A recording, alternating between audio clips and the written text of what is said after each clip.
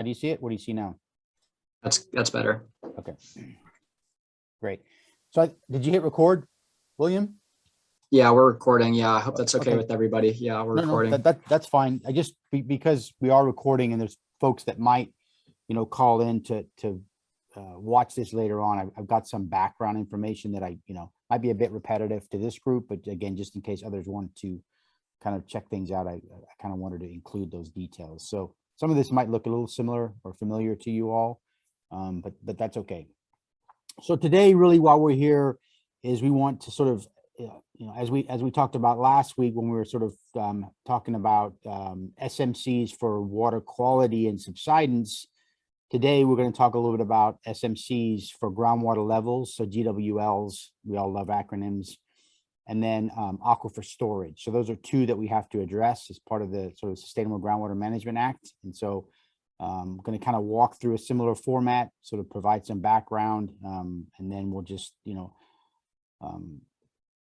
walk through sort of what we're proposing, and then obviously hoping to get some discussion. And then again, ultimately, I think we're going to take a lot of this material to the GSPAC, to the larger group on Friday, but it'd be nice to get some kind of consensus or some direction from you all on perhaps next steps, or what we can sort of relay that information to the larger GSPAC group. So I'm moving on to slide 3. Again, this is really just some key definition information. I think most everyone's familiar with this, but really when we're coming to sort of defining what is sustainable and sustainability, there's these 6 indicators that DWR has sort of developed. Chronic lowering of groundwater levels and reduction in groundwater storage. That's what we're going to talk about today. Seawater intrusion is not really applicable to this basin. Water quality degradation and land subsidence we covered last week. And then depletion of surface water. I know we started to have that conversation specific to groundwater dependent ecosystems last week, and I think we've got another meeting this Friday afternoon to kind of continue that conversation. So again, this is a lot of background information, but for folks that might be calling in, this is sort of covered on slide 3. Again, another slide that's somewhat similar or familiar to you all when we're talking about sustainable management criteria or SMCs. We've got the undesirable conditions, which are sort of qualitative decisions that we have to make at some point on, what is considered undesirable. But really more importantly is how do we sort of define the sustainable management criteria? And again, we've sort of developed, or our DWR has sort of developed this process where we have to identify these measurable objectives. Think of that as the ideal state, that's the goal. We've got minimum thresholds, that's what we want to avoid. And then in some cases, we have to have interim milestones to get from the threshold back up to the objective. So kind of keeping those concepts in mind. And then also something we have to decide upon at a local level is, what is considered an undesirable result? And again, we'll talk a little bit about that today. And that's more of a quantitative sort of a metric. So, as an example, if we decide that, an undesirable result could look like if we hit the minimum threshold in, X number of RMS wells over a certain time period, that would be considered undesirable. And then if that's the case, then there has to be sort of a project or a management action sort of put in place to, again, get that threshold back up closer towards the objective. So it's just some general concepts there. And then of course, acronyms, seems like that's sort of what we're all using these days. So again, SMCs, when I say SMCs, that's sustainable management criteria. So we're talking about the 6 criteria that sort of been developed by DWR. Today, we're talking about groundwater levels and change in storage. And then MOs is the measurable objective. So that's sort of what I reference sometimes as the desired state or the goal. That's where we want to be at. And then minimum thresholds are sort of where we want to avoid. So we don't want to hit that point. And then again, interim milestones help to connect or bridge the gap between the MT, the minimum threshold, and then the MO, the measurable objective. Again, a lot of background information from the previous sort of presentation. So you've seen some of these slides before, but I do want to mention, we're working sort of really hard on developing a fully integrated groundwater model or a water resource model. And so there's going to be a lot of information that comes out of that model, But one of the things that the key tool that the model will be utilized really to sort of look at projected future conditions. So, you know, what we're doing right now is we're sort of developing a model where we're trying to calibrate the model to sort of historic conditions. So the idea is if we can get the model to sort of match or simulate, in this case, and as an example, could be change in storage or could be observed water levels, then it builds us some confidence in that now we've got a tool that can sort of simulate historical conditions. Then we can utilize that tool to simulate predicted or predictive conditions. So again, that's kind of what we're working with sort of behind the scenes. And there's going to be some updates here in September where we'll share, you know, specific model details to this group or to a similar group and to the GSPAC. But one of the things when we're talking about groundwater levels, change in storage, it kind of goes back to the water budget. So again, this is just a concept I want to kind of let you know about. So you've seen this slide before. We're on slide 6 now, and what we're looking at here is sort of the change in volume of how much water is essentially in storage through time. So looking at it from about 1987 up to about 2019. So again, the purple bars sort of represent, you know, the change in storage. So in some cases, the change in storage is negative, right? So below that 0 line. And so, you know, we recognize that, you know, depending on climatic changes, in some years, water levels are, I mean, we're going to be removing water from storage. And then in years when it's wet or there's more available water, then that's going to be adding to storage. So that's what the sort of purple lines show on a year-by-year basis. And then the black sort of hydrograph looking line is really the cumulative change in storage. So recognizing that if we have back-to-back years, dry years, that's going to remove the cumulative storage amount, versus if we have a lot of wet years, then that wet water, or that additional water kind of rolls over to the next year. So what I try to do here is just kind of, again, this is just for illustrative purposes, but it's utilizing the actual water budget from the model, is that red line that I've kind of projected on there. I'm just looking at sort of general changes in storage from 1987, projecting it out to 2019. So what I see, again, depending on the year you look at, is I see I don't see changes in storage. I don't see negative overall changes in storage, you know, just if you kind of look at that base period.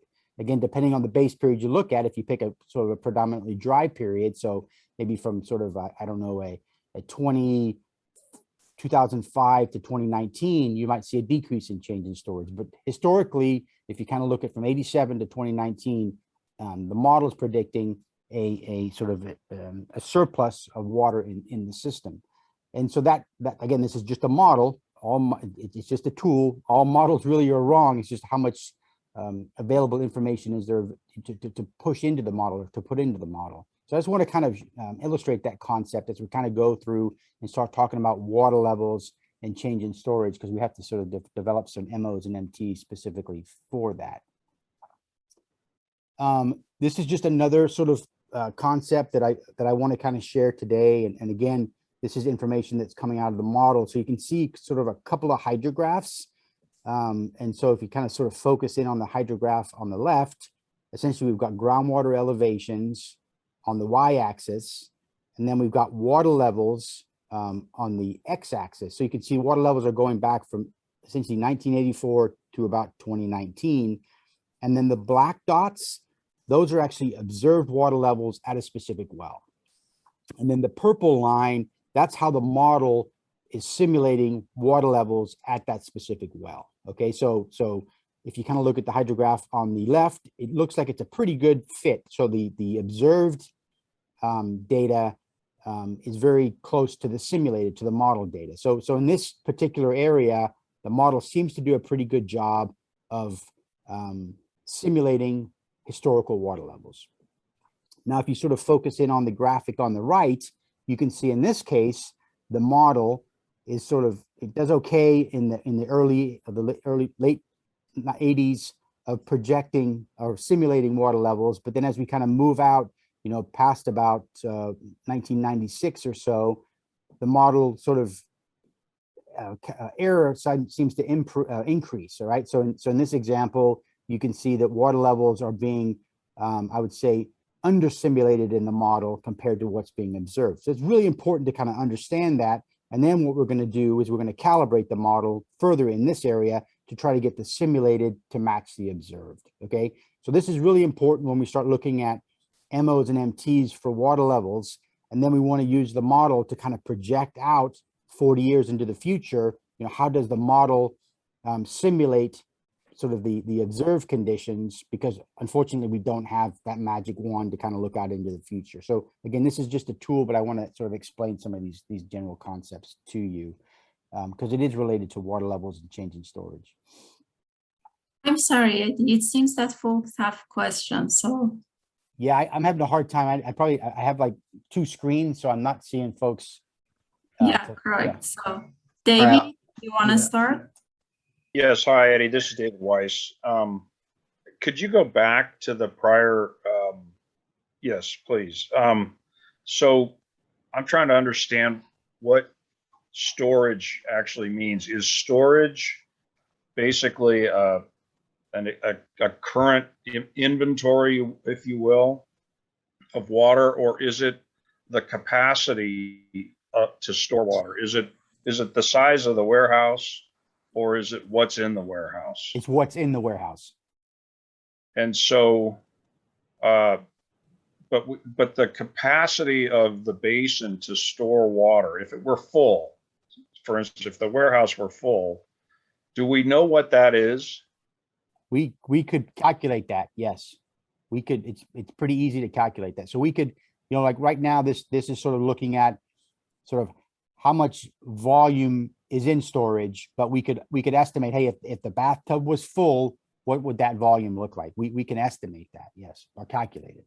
So then on your chart here, the purple bars that are positive or negative. So at any given time, you know, the bathtub filled up a little bit by the amount of the positive purple, or it went down a little bit, and that's relative to the prior year or relative to some sort of median point? Sure. So this, yeah. So let me just pick a number here. So let's look at let's see. We'll look at 2006 to 2007. So in 2006 to 2007, there was an additional 10,000 acre feet per year taken out of the basin. That makes sense? So the outs were more, were 10,000 more than in the in. So it was out of balance by about 10,000 acre feet. So the bathtub went down by 10,000 acre feet in 2006.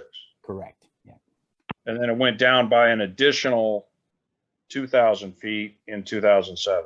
Correct.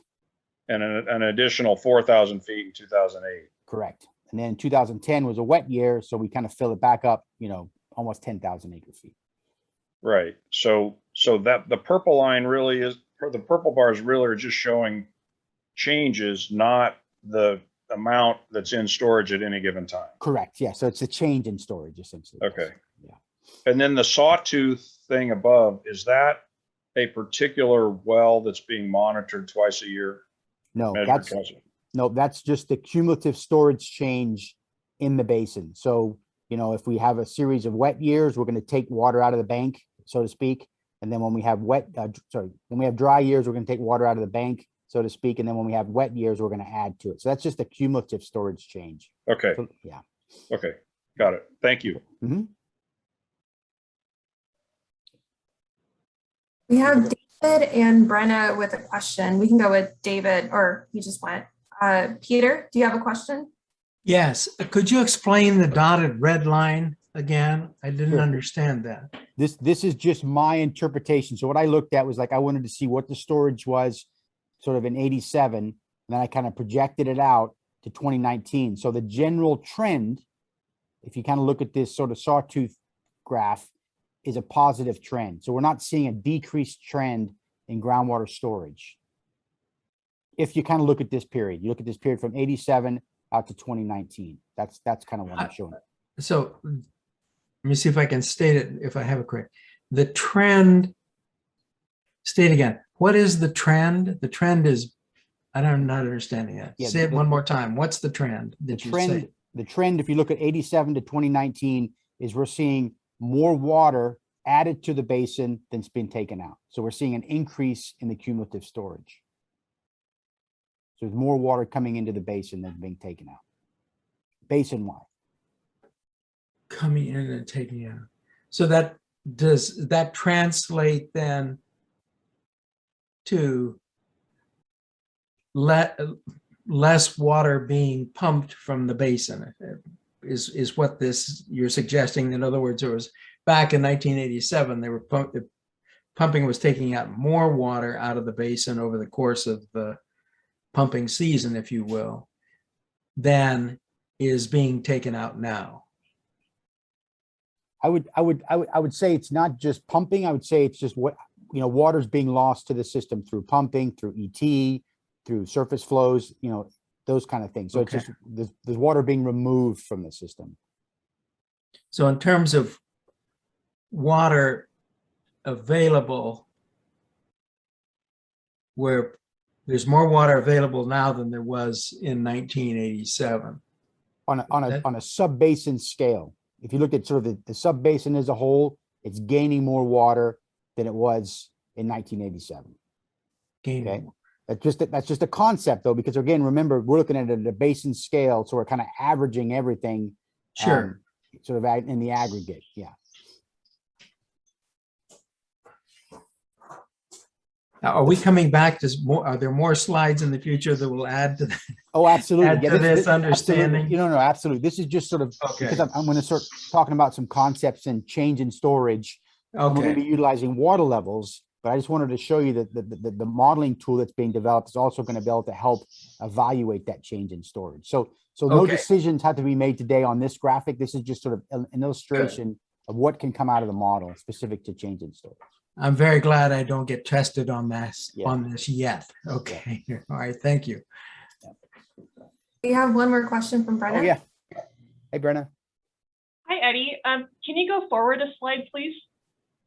Forward this way or forward this way? To this slide. Thank you. Yeah. So I know this is just a preliminary calibration of the model, but I'm wondering if you saw a spatial trend to the discrepancy for the well on the right. Was there kind of a spatial trend to that, or was it just limited to outlier wells? And if there was a spatial trend, is the general sense that most wells were calibrated accurately to the model, or were most of them underestimated by the model? Yeah. So I'll show you. It seems like you always ask me a question, and I've got another slide I want to share with you, and I think it'll address your question. So there is an area that's kind of where the model is not doing a very good job of calibration, and I'll show you that in the next couple of slides. Okay, thank you. Yeah. Any more questions? Got to look here. No more questions. You're good. Okay.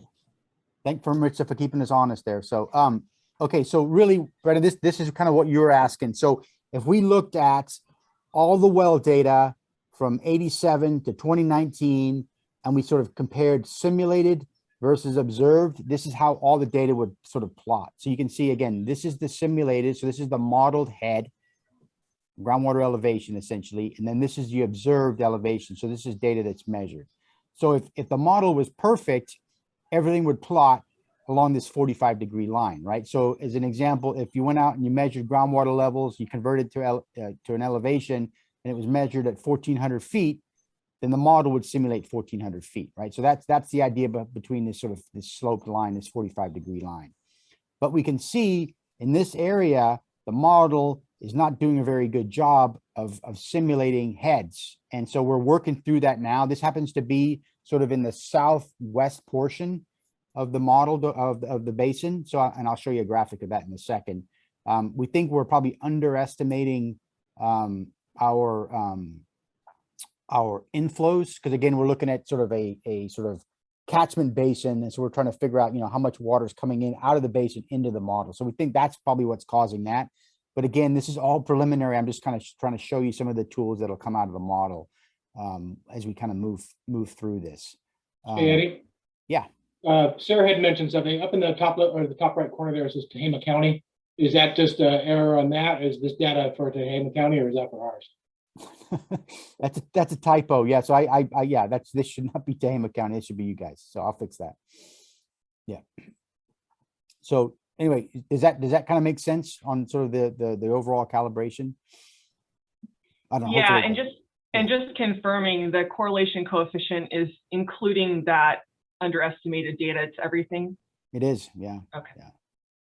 So, but we're not really happy with this. So we want to attempt to kind of fix this. So, okay, so I'm going to keep moving here, and we're going to get back to the RMS network a little bit. Again, this was kind of mentioned at the previous meeting, but just for folks that perhaps view this later on, I want to cover it.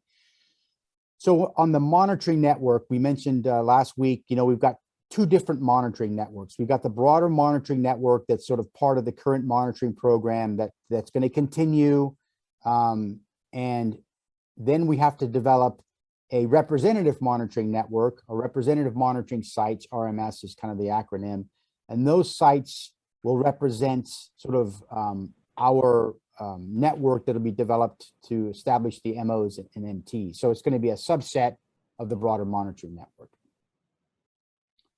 Ideally, we want the water level monitoring network to match the water quality monitoring network, which is going to match the subsidence monitoring network, even though the subsidence monitoring network we're utilizing satellite imagery. But that kind of is the ideal situation. So again, we're waiting for some water quality data to come in from DWR to kind of see what other constituents might pop up. But as you recall from last week, I think we're sort of leaning towards utilizing total dissolved solids as a sort of a indicator of the general water quality of the aquifer. So let's talk a little bit about the monitoring network. Before we move on, Ngudo has a comment. Sure. Yeah, just on the monitoring network, you mentioned that ideally you want the groundwater level monitoring sites to match the water quality. I do, yes.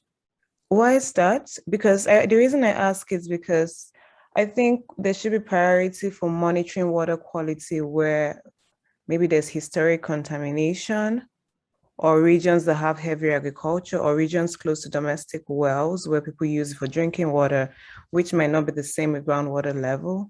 Yeah, but now you have to remember, like for what we're here today because we have to develop a sustainable management plan, and so we have to operate the aquifer in a sustainable way.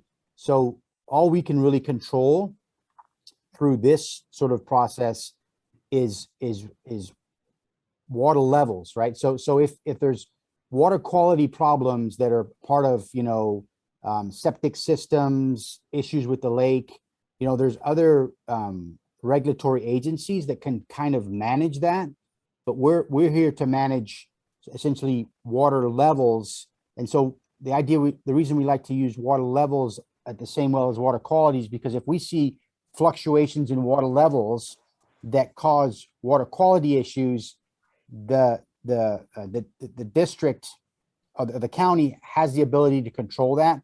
If septic systems are leaking, if we've got contamination from a gas station, the county through the SIGMA process cannot control that. They have no regulatory control over those kind of processes. All we can kind of control is, can we manage the water levels in a sustainable way that don't have a negative impact on water quality? Does that make sense? It makes sense, and I disagree. Yeah. Because this is like an ongoing conversation where within Sigma and water quality, where is the line being drawn? And I think, and from the determinations that the Department of Water Resources brought out, there's more in terms of water quality that Sigma is supposed to handle. As far as it was before 2015, if there's water quality that is impacting groundwater in any way within the basin, then Sigma is supposed to cover that. Yeah, I guess within a certain sort of boundary, because again, if we have water levels that are not fluctuating, but we have contamination, this organization can't control. We can't put land ordinances in place to control contamination. We can't do it. Right. Thanks. Yeah. Any other questions? No more questions. Okay. Okay, so again, just a little bit about the RMS wells. Really, this is applicable to water quality and or water levels. Is, you know, we want to identify wells that have a pretty good historical record. So ideally, we need to go back at least 10 years, but ideally, we'd like to go back further because again, we know sort of in California with wet and dry periods, we need to pick up on those wet and dry periods and be able to track those wet and dry periods. Because again, you know, what we're trying to do is sort of manage to sustainable conditions over a long-term average. So we know year to year water levels fluctuate, season to season water levels fluctuate, but long-term, we've got to make sure that those water levels in this example are, you know, for lack of a better word, flat. They don't change very much. So again, that's why we want to look at that historical period to make sure we've got sort of a representative network that also, when we start to look at the RMS wells, we really need to understand how those wells are constructed. You know, we want to know how deep they are they constructed in the right manner, those kind of things. So that's how it sort of the decisions that kind of go into factor in on how we sort of develop the RMS well network. So let's talk a little bit about this. Again, this is a slide that I presented last week, and there's some sort of general rules of thumb, you know, when you're kind of trying to figure out, well, how many RMS wells do we need to have in our network? This is sort of table that's sort of illustrated on the in the right hand side of your slide here on slide 11, gives you some examples of, you know, various methods that DW, this is actually from their best management practice sort of protocols. So, you know, we kind of always evaluate this, and then what we're sort of thinking about is ideally we're going to have one RMS well that represents about 5 square miles. That's kind of what we're thinking. And this is sort of similar to what we had sort of proposed at the water quality meeting last week. So that's kind of what we're looking at. And then I think the next slide, yeah. So this is a little different. What we tried to do is sort of maybe provide some more details. We sort of divided up the basin into quadrants. And so we've got a north quadrant, a northwest, a northeast, a west central, a east central, a southwest, and then a southeast, sorry. So this is sort of how we've sort of developed our RMS network. And so ideally we want to have one RMS well within each one of these quadrants. So, you know, how do we determine that? Well, we looked at all the existing domestic wells in the area, and we wanted to try to find a well that had a pretty good historical record. We understand the construction information. And so this, essentially this proposed well is going to represent each of the quadrants. In the southeast, we had a hard time trying to find a decent well that had a historical record. And so I think this might be an area where we apply for some additional funding through DWR to perhaps to put in a nested monitoring well. But anyway, that's sort of the proposed monitoring network. And let me just provide a little more information to you, and then I can sort of illustrate some concepts, and we can kind of walk through this. So I'm on slide 13 now. And so there's a lot of information sort of on this insert. Again, these slides will be shared with everybody after this call, so you can kind of dive into some of the details. But essentially what we did is we went into DWR's database, and we tried to figure out the average, the number of wells, in this case, within each section. So each one of these little squares here is about a mile. It is a mile. And then we looked at what the average depth of the domestic wells are within that section. And then we've sort of identified, again, the red dots are the proposed RMS wells. So again, we want to make sure that we sort of understand how deep the domestic well, all the wells are, how many wells there are within a specific section. Because again, when we start talking about MOs and MTs, you know, MO, again, that's the ideal state. That's our goal. That's where we want to be. But the MT is sort of, you know, where we want to avoid. So we really need to understand the average depth of the domestic wells to sort of utilize that as a metric to sort of avoid impacting those domestic wells. So again, there's a kind of a lot of information that kind of went into this, and all this information will be detailed in chapter 3, which will include a very detailed write-up of the SMCs and the monitoring network, and the sort of the process that we went through to develop the RMS monitoring network.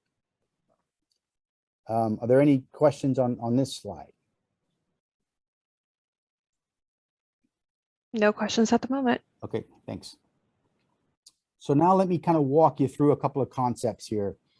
So when we're talking about MTs, so again, this is the minimum threshold. This is what we don't want to happen. We want to avoid that. Okay, and again, this is specifically to water levels. And so what we've sort of done in the past and what's kind of common is we try to figure out where all the domestic wells are, how deep those wells are screened. You know, if we can find water level information from the domestic wells, we try to incorporate that into the analysis. It can be really, really difficult. And then essentially what we tried to do is we tried to figure out, you know, the percentage of domestic wells that would be impacted if a water level dropped below a certain level. Okay, so you're going to see me sort of talk a lot about 20th percentile, 50th percentile. So just to kind of illustrate the concept, that's all I'm trying to do today. Here's an example where we've got groundwater surface elevation at this level, which has got the brown line on it.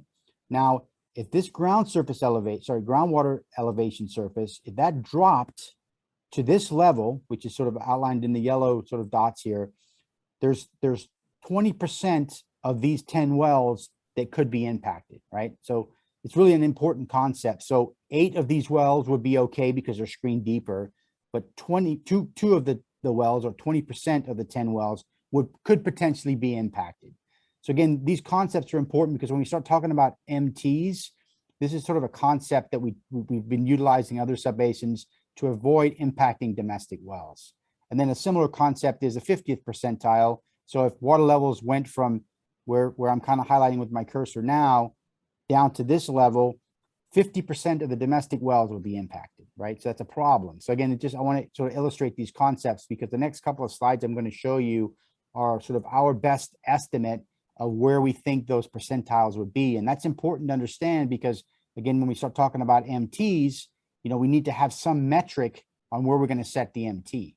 So the decision could be, well, we don't want any domestic wells to go dry. In that case, you know, we would sort of increase the MT value up to be protective of all domestic wells.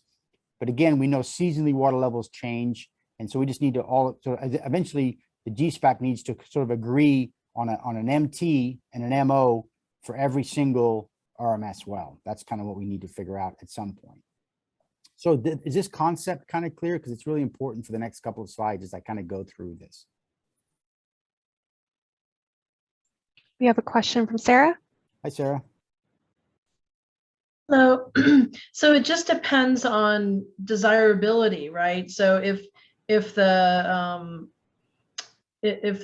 GSP, I'm sorry, not GSP, the decision makers, basically the board of supervisors with our recommendations, if they say, no, it's not acceptable to have any wells that are impacted. Correct. I mean, that sort of percentage is going to be decided locally. Is that correct? It will be by, I mean, I think by you all, and then that recommendation is moved up to the board. Correct. Yeah.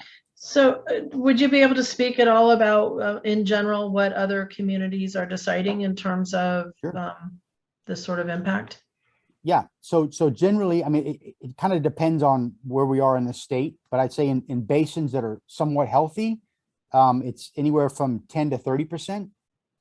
And then in basins that are unhealthy, where there are programs in place to help the domestic wells, I've seen it as low as 50%. But again, remember, that's the MT. We don't want to go there, but we have to set that level, right? Yeah. So.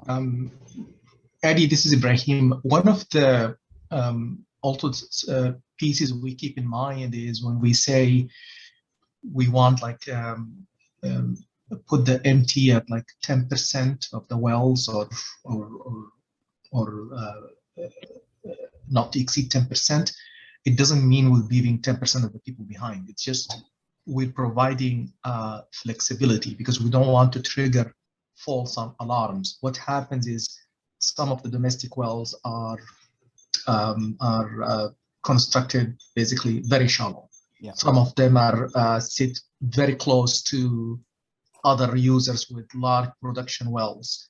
And so what happens is, yes, some of those would be impacted, but then once one of the wells go dry, then the GSP, the GSA get notified by those impact. And then you guys, as part of the GSA, comes in, investigate, and try to take corrective action. to fix the situation for those landowners without triggering an MT. Because once you trigger an MT, then that becomes a bigger issue when the state and others will be kind of looking over your shoulders. So if it's a small issue, you can correct it, deepen the well for a couple folks, that's fine.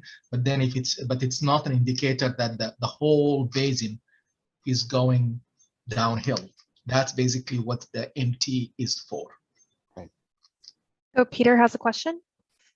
Peter? I guess, yes, thank you.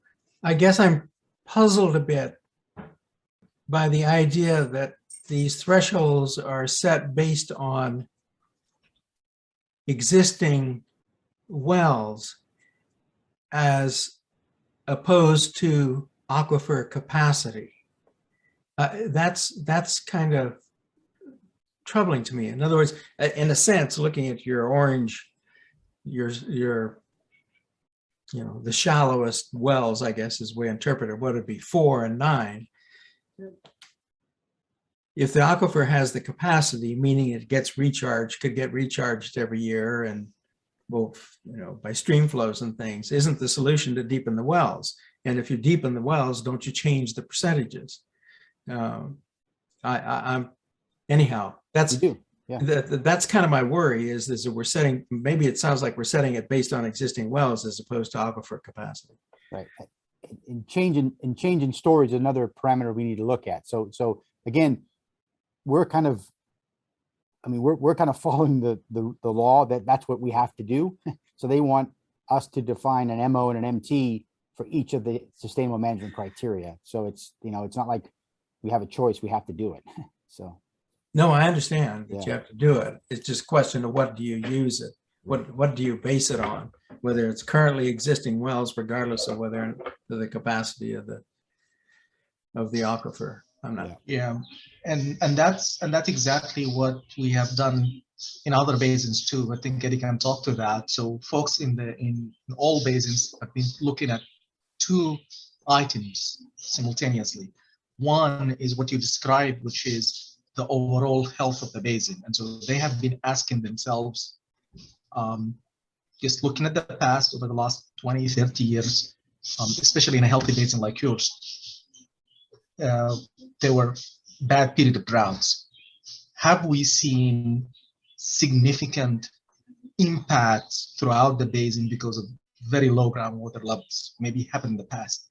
And if those were detected, then the locals will come in and say, okay, we don't want that situation to happen again. So we want our MT to be above that so that we never see that again. In some basins, very healthy basins, they have never seen widespread production wells for ag and residential get impacted. And so they say, okay, let's pick the drought of a worst drought we experienced, 76, some in 87 or 2015, and say, we don't want the groundwater level to go below that, or maybe 10% below that, and that's our MT. And we were pretty sure nothing happened there, and we sure nothing happened. So that's one element. The second element, which is kind of a little bit unique, it's a domestic well aspect, because of the uniqueness of the individual users and their wells.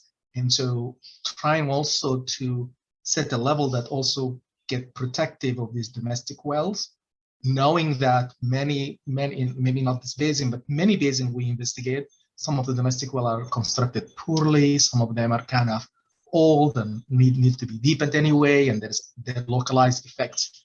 And so we try to set the MT to protect for those wells too, without, and trying to balance the two, if that makes sense. It's a tussle, I can see, between those. I guess the real question is there an economic way to solve the problem for the shallow wells? In other words, in essence, drill a deeper well, but if the object is not to, if the concern is, well, the property owner can't afford to do that, then and hence you're going to modify the model, then there's a question isn't there another way to solve that problem? Because we have a basin that has a capacity much greater than that is fully sufficient if those domestic wells are deepened. Right. That's always another sort of argument I've heard, which is valid, is like, you'll see some of the statistics we're looking at that I'll show a little later on. We're looking at all wells since about 1950. Some folks say the average sort of life expectancy or well expectancy is 30 years. So, if you've got wells, domestic wells, agricultural wells even, that are, installed prior to 1980, 1990, those wells are kind of past their life expectancy, if you will. So again, you can start, I don't want to say playing the statistics, but it is important. And again, at the end of the day, we just have to get some consensus on how we're going to set the MTs. And I'll share some hydrographs with you. And I think for the most part, 5 of the 6 RMS wells look, I think it's relatively easy to make a decision on the MO and MT. One of them is going to be a little tricky, I think, but that's kind of, I guess, continue the conversation, and I can show you some sort of statistics. And then also let's look at some hydrographs where I have these percentiles projected on them, and then maybe a little bit easier for folks to kind of visualize it than this is just really a concept right now. Thank you. So we have another question from Sarah. Hi, Sarah. Hey, so is having to deepen your wells to reach a deeper point in the aquifer really considered sustainable though? It is, yeah. And I've heard the same thing. It's like, well, now we're just sort of chasing deeper and deeper water, right? So that's something we have to look at. In some cases, if you've got a well that's 70 years old, then maybe it makes sense to put it in deeper to kind of pick up on the new, water levels in the area. But in some cases, it doesn't make sense because we're just chasing the system deeper and deeper. And that's where it factors in. It also factors into it, the change in storage and sort of how much storage is in the basin. So all these kind of factors kind of are brought into the discussion. But at the end of the day, we have to make a decision on what that MO and MT is. And so we've heard about, domestic well replacement projects. So it's just, you have to balance it out. So yeah, I don't think there's a good answer. So it just depends on the stakeholder too. So. Well, okay. So have you been able to, were you able to pull any data or evaluate any data in the Big Valley area for the number of wells that have had to go deeper or be replaced to go deeper? No, but let me share some of this information we have, because that's something I need to ask folks about. Because if we've heard of wells going dry and we can kind of track that information, that can help us sort of evaluate the percentile differences that we're talking about today. Well, I do know when there was hearings on hooking the South Lakeport businesses to the Kelseyville-Finley Water District, that many Kelseyville-Finley folks got up to Board of Supervisors hearings and said, we're very concerned about the impact that this is going to have on our groundwater. We won't be able to grow. We're as a community, we're already having problems with our wells. And, it really identified that, and this was back several years ago, really identified that there was already some issues with people's groundwater and a concern about future use. So, and being able to keep to this, to be able to grow. So that was something that, the local, especially agriculture, was mentioning to the Board of Supervisors. But, I think that most people do not report dry wells. The county really doesn't have and hasn't kept an ongoing dry well tracking system. I think people are afraid to let the government know when something's happening to them. And there's some, I think this year that, and, I've been on the drought task force and have these discussions with drinking water purveyors and others. And, this year, I think there is more effort and outreach to people to report it, but I wouldn't necessarily use the reporting of dry wells it's not going to be complete. I guess I'm saying it's not going to be complete, unfortunately. Yeah, and we've seen that, because I know the state has a program that you can report, and then also some counties do as well. And it seems like the counties get twice as many calls as the state. So something else we're going to touch on our sort of undesirable results statement is, how do we want to incorporate future droughts into this discussion, because we don't, we can control, growth and usage, but we can't really control the climate. So when there are drought periods, there's some legislation within the Sigma code that allows us to, state that we would manage to the MOs and MTs, but not in drought related times, because again, we know they're coming and there's nothing we can really do on the recharge side to address that. So we'll talk about that in sort of how the drought language can be sort of incorporated into our MOs and MTs. So this is Sky Hoyt. Could I make a comment now? You bet. Okay, so about old wells, I can just personally relate. My well at Waldo Lane has been, I don't know how old it is. It's been recased twice.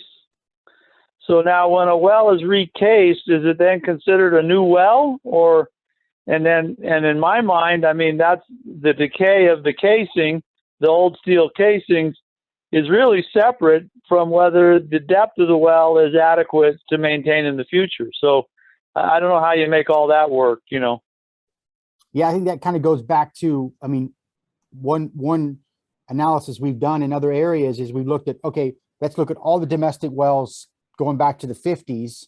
And then we say, well, wait a minute, because of issues with, casing deterioration and those kind of things, why don't we start looking at wells that were installed past after 1980? So we got sort of a better sense of a more current sort of snapshot. But yeah, these discussions come up, and we at some point we've got to figure out, what the MO and the MT is at this specific RMS well. And so that's going to have to be looking at, domestic wells, environmental impacts, change in storage. I mean, all that has to be factored into it. But at the end of the day, we've got to come up with a value. Peter, you have a question? Just a very quick comment. Well drillers are probably the best source of information about that, because they're being called constantly to solve problems with wells that have gone dry. Right, but they keep that information pretty close to their chest. Like they don't, that we need something documented. That's the challenge, right? Well, I guess the question is whether or not in the filings that they make with the state, that would give you enough information to indicate that. That's all. I have nothing further to say on that.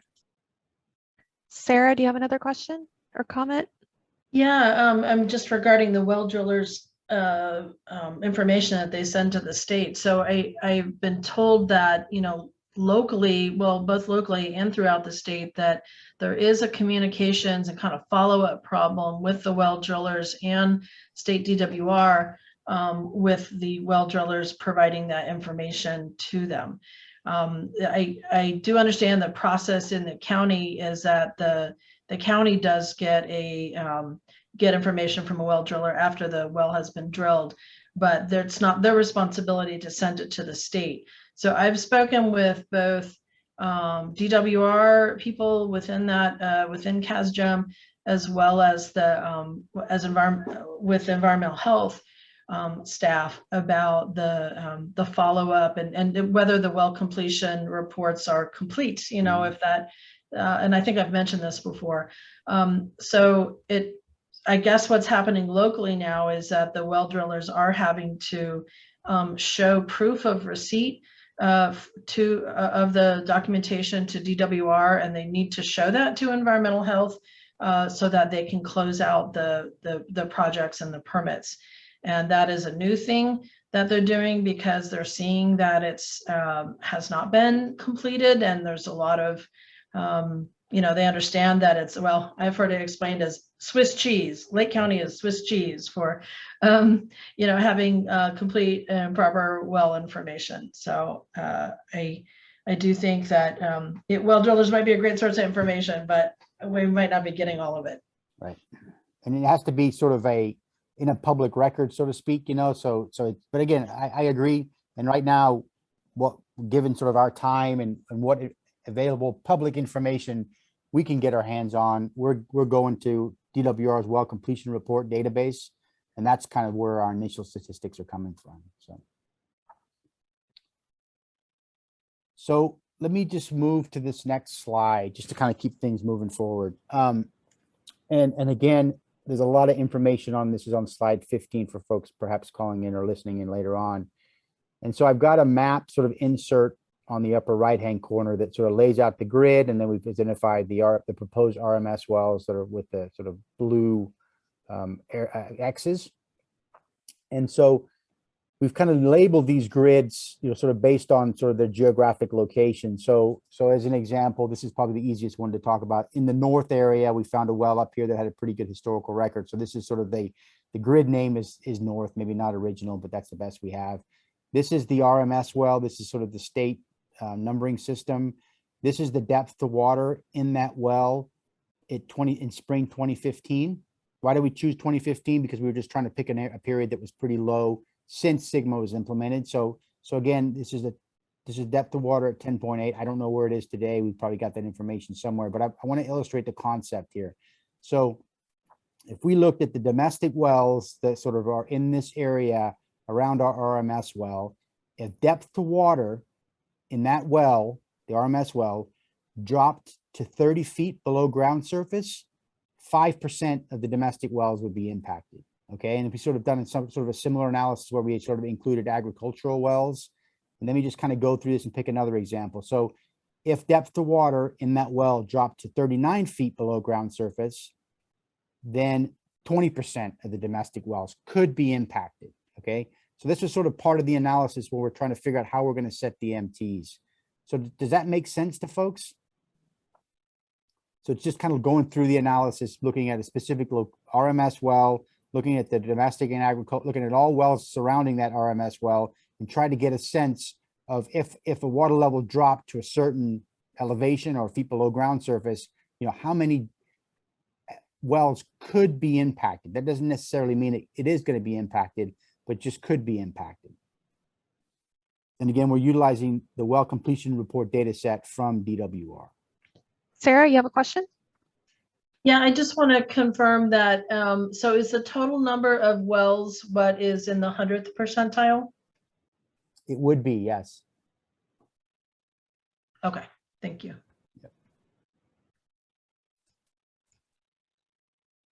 So let me just kind of walk through this. So this is, again, kind of talking to a concept I think somebody had mentioned previously. So when we're looking at groundwater levels, and this is just a cartoon for illustrative purposes, but we've got groundwater levels on our y-axis and we've got years on our x-axis.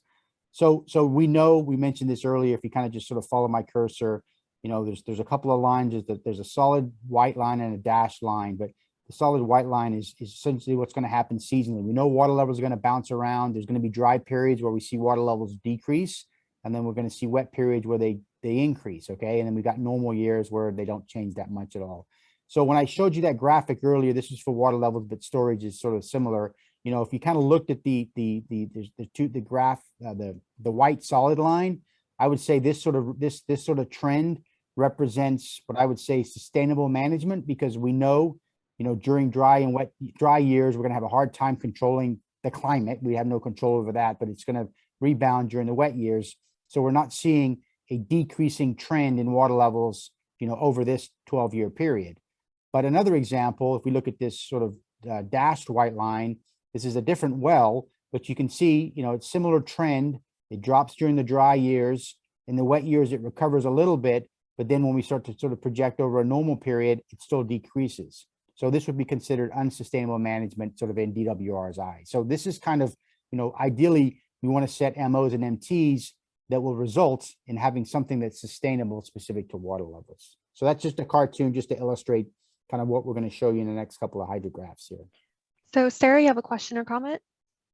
Yes, thank you. So this concept of sustainable management, if a number of dry years is followed by wet years and it stays within this level of not having undesirable impacts.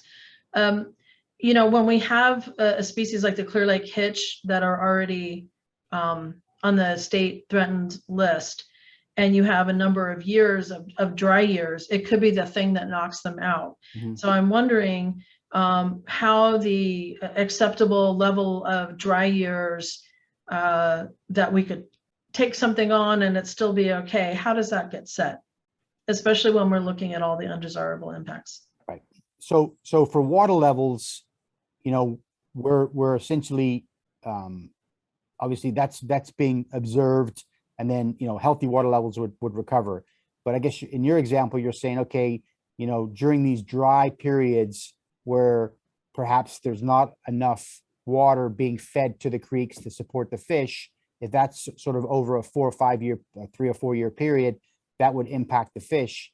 That's something we're going to have to look at with sort of what Ibrahim and his crew are doing specific to surface water depletions. And then also that's where the model will be really helpful, because we can kind of project out with the model, into the future, looking at climatic changes and just see, are we going to see similar trends in these dry periods throughout time? So it's just how do we address that specific SMC to sort of account for the dry periods? It might end up being where we have to develop some kind of project to kind of offset, these periods if we think there's going to be a sort of a significant impact to that surface water depletion piece. Does that address your question? Yes, thank you. Okay. No more questions. Okay, so what I'm going to do now is I'm going to start in the north. And again, we're looking at the RMS wells.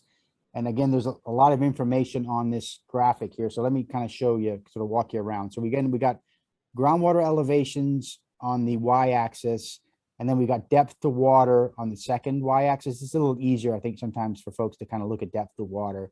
And then we've got sort of, this is the hydraulic period. We're looking at water levels from 65 out to about 2019, right? You can see the water levels, which are these little black dots here. Those are sort of water levels through 2019.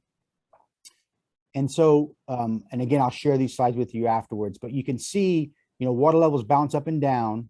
But what we typically like to use is a spring groundwater elevation, because we know seasonally water levels bounce around, but ideally in the spring, water levels will recover, right? So typically the spring is when you start seeing the highest water levels. So that's why we're sort of looking at the spring water levels when we're making this see the blue line here is a projection. So this is sort of looking at the general trend. This blue line here is the general trend of spring groundwater levels at this specific well. Okay, so you can see if you kind of look at we're looking at data sets for our model period is 95 through about 2019. You can see this is the general trend of water levels at this specific well. So right now, water levels are probably, in the 10 to 15 feet below ground surface on average. So as an example, for this particular well, at some point soon, we need to make a decision on what the MO would be and what the MT is. So there's a couple of ways to do it. You could say, okay, we want the MO to be a 2015 water level, right? That's one idea. You could do that. In some cases, you could say, well, we know we're going to see seasonal fluctuations. One common approach is we sort of project out sort of this general trend out 20 or 30 years, and sort of the water level, 2045 or 2042 is going to be about 10 feet below ground surface. So that could become the MO. So again, we're not going to get judged by DWR on hitting the MO. We're going to get judged on exceeding the MT. So the MO generally is sometimes set at either a 2012. I've seen it set at 2015. I've seen it set at projected out to 2042. And again, at some point, we're going to run the model out, 70 years into the future to kind of simulate what this water level might look like. But we've got to make a decision soon about what the MO would be at this particular well. So let me just park it there a little bit, and let me talk about the MT. So the MT, again, what we're looking at on the MT is trying to sort of decide a water level or an elevation that sort of is set that, again, we're not looking to ever get there, but we want to set it in a way that we've got some flexibility, because we know water levels are going to bounce around a little bit. And so these blue, well, you can see these lines here, the dashed lines, these are the percentiles I was talking about. So if water levels at this particular well got to about 30 feet below ground surface, 5% of the domestic wells could be impacted. And then a similar analysis for the 10%.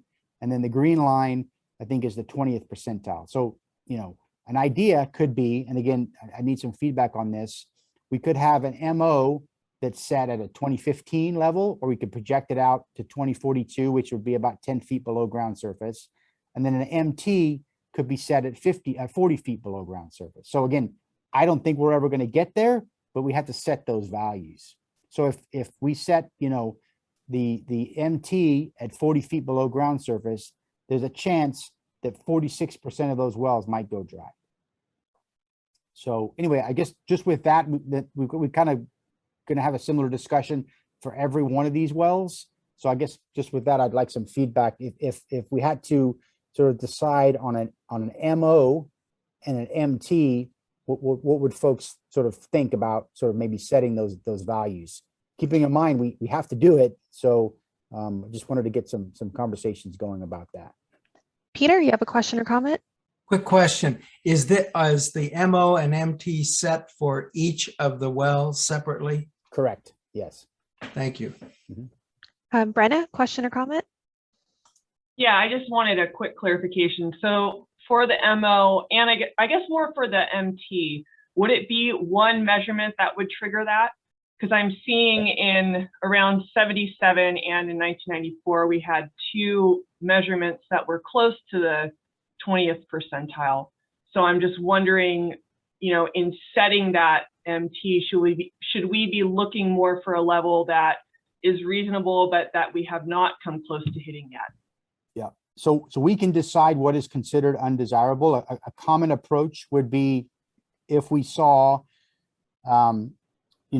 20% of the RMS wells, the water levels fell below the MT for 2 consecutive years. I mean, the locals can define on what define what is undesirable.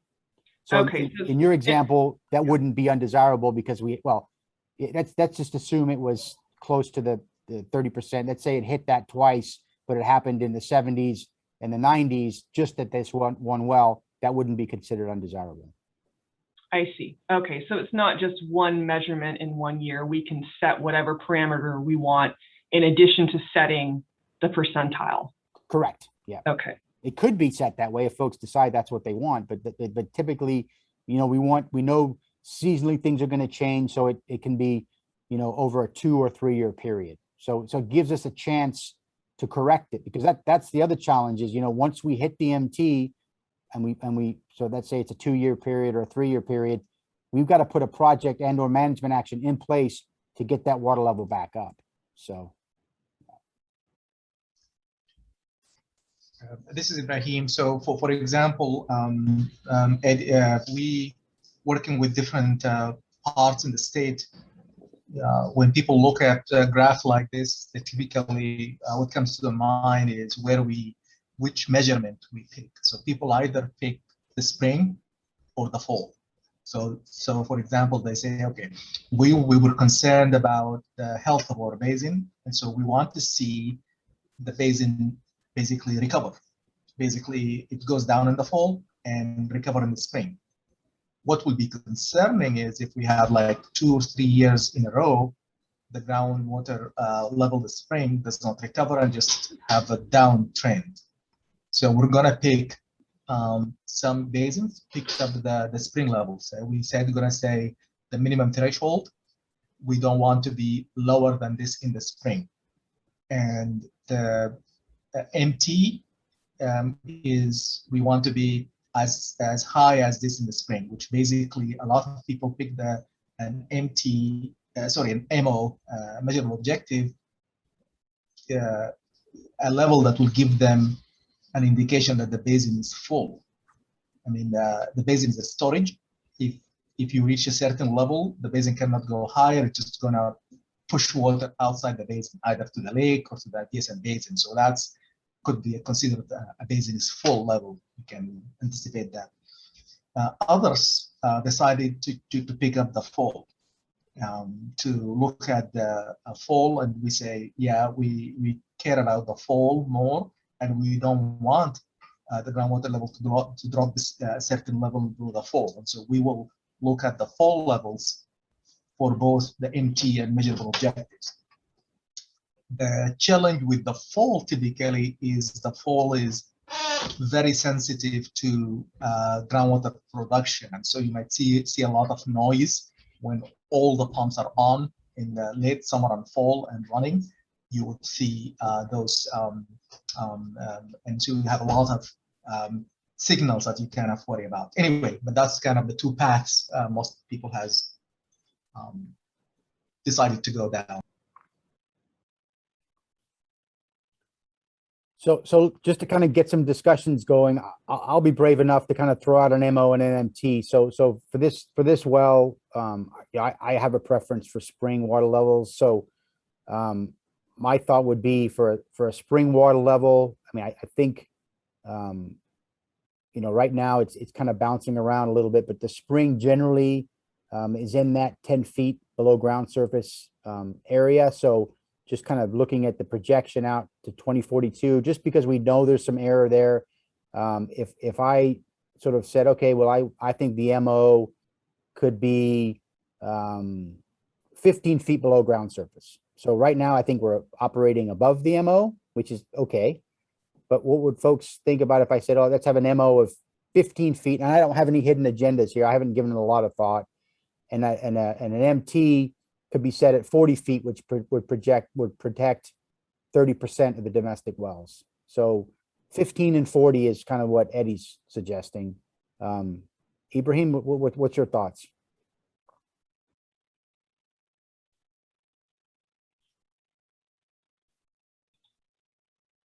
Hey, Eddie, can I just ask a clarification? Sure. On the graph here, am I reading this right? 40 shows 20th percentile.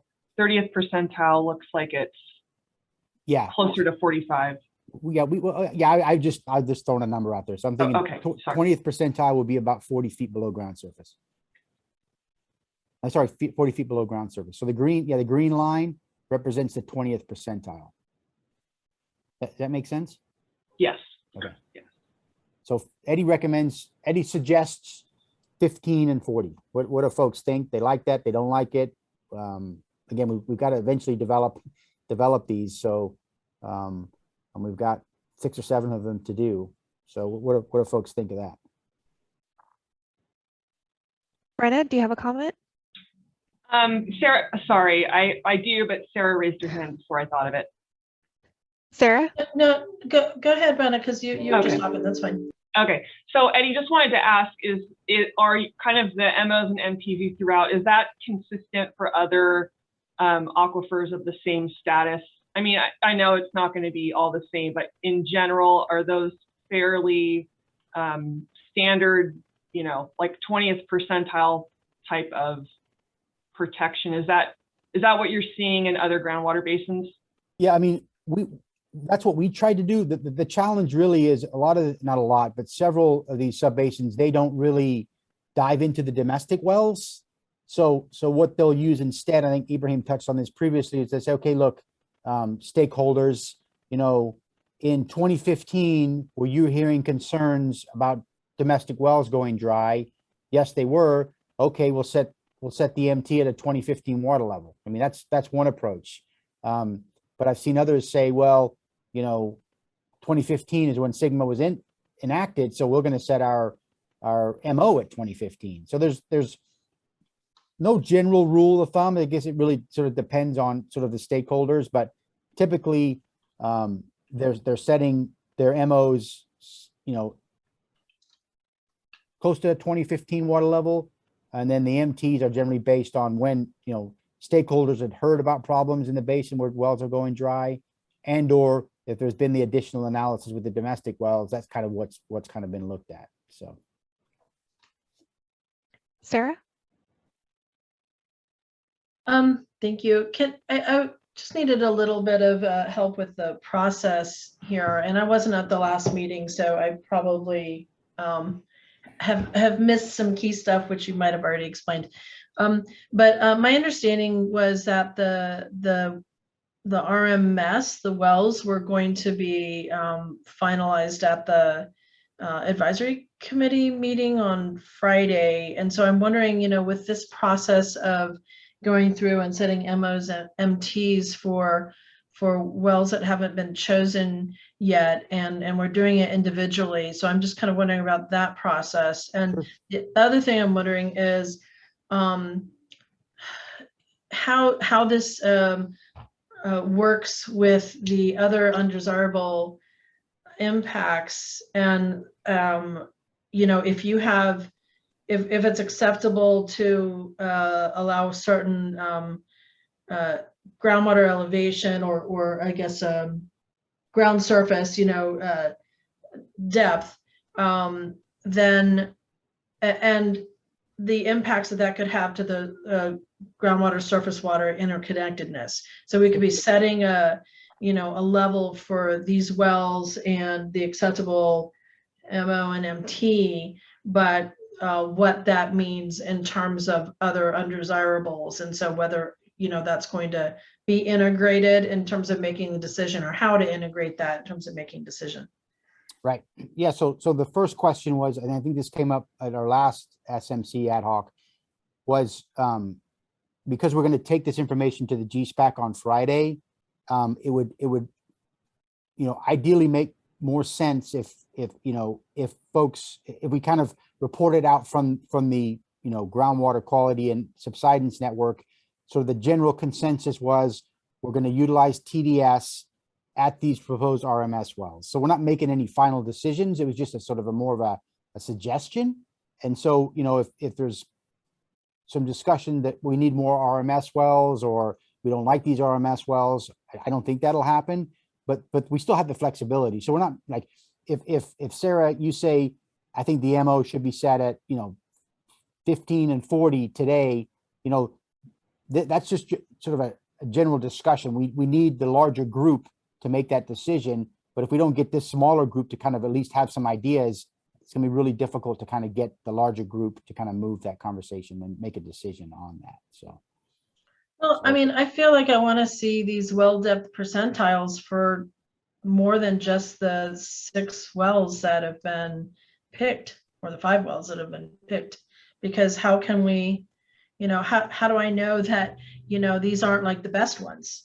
Like, how do I know that there aren't worse ones, or they're even better ones? And, you know, that this is a really good representation of what's out there. I mean, there's a lot at stake, obviously. So sure. I've seen a lot of cherry picking over the years with various decisions. So I just don't feel good about that. Yeah, no, and that's, I mean, I totally understand these are local decisions. But the domestic well depths, I mean, that's the best data sets we have. Now, if we want to utilize a different RMS well where we've got a pretty good historical record, I don't know if we can find them. We're happy to sort of dig into it a little bit, but I don't know if we'll have it. But no, I totally agree. And so and we can work through those challenges, but we've got to make some decisions, you know, in September, at least to get the draft reports out, and then the MOs and MTs that they can change a little bit, you know, up until the very end, really. But we just need some sort of agreement on the approach, or maybe what additional information you'd like to see. But again, we're going to have this conversation with the larger group on Friday, and it would sort of be helpful to have you all participate in that discussion. Concerns, you know, address your concerns or state your concerns as well. So. Eddie, I think, what I'm hearing is the information we presented is a lot, and sure. It's maybe they kind of follow it, but they probably want to kind of see it in writing and read it. So sure. We are in the process right now of drafting the monitoring section. It's fairly ready. I think we'll strive to get it out this week for the GSPAC to review.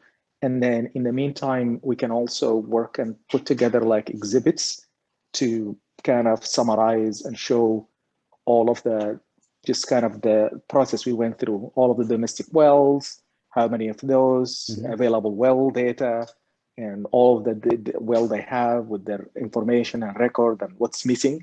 And so people can basically actually follow the process we went through and kind of provide critical feedback.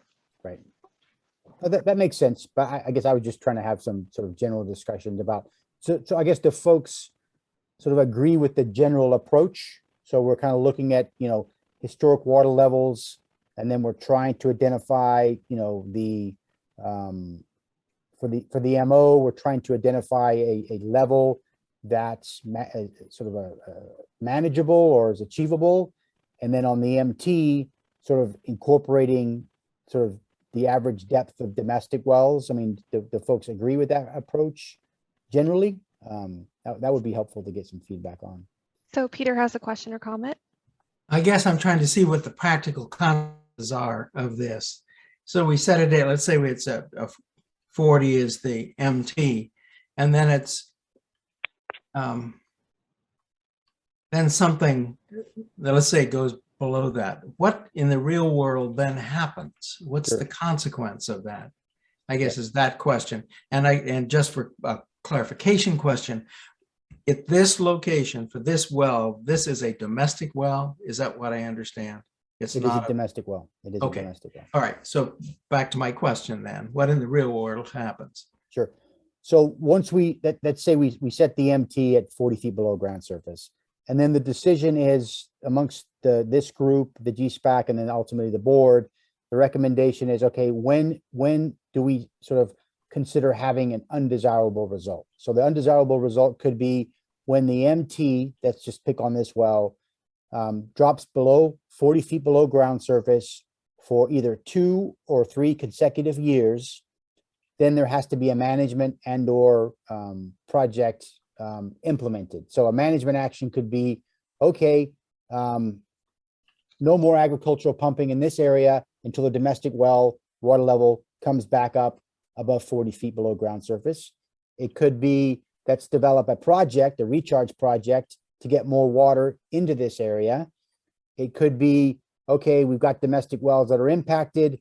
We're going to develop a sort of a community service area where we're going to have one well, and then we're going to pipe that water to these impacted domestic wells.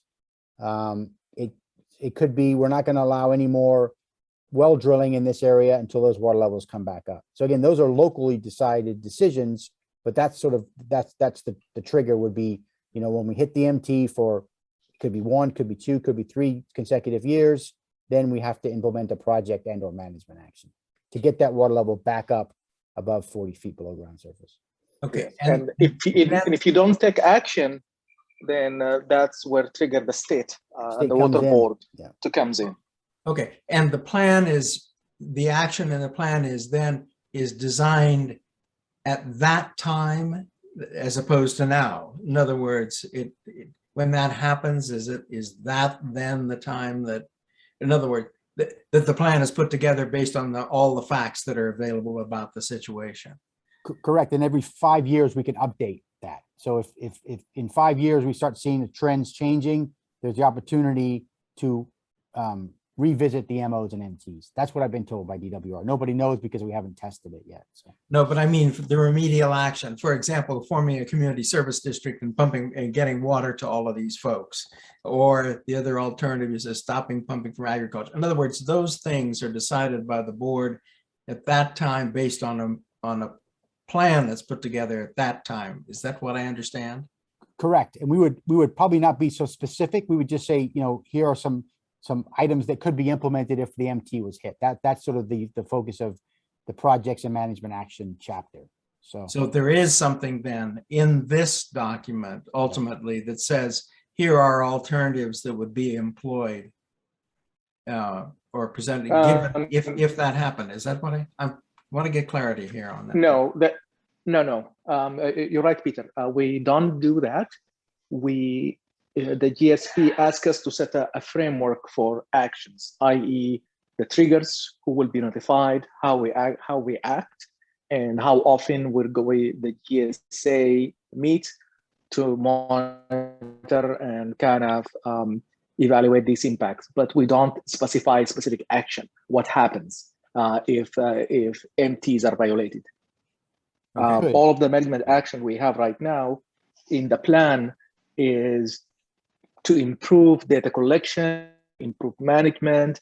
If we identify unsustainable condition, how we correct them, but we don't presuppose what we're going to do when the MT are violated.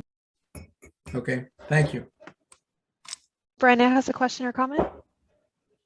Thank you. So Eddie, to answer your question, I think what you proposed are some reasonable numbers for the MO and MT kind of based on what's achievable based on the current projections for this well.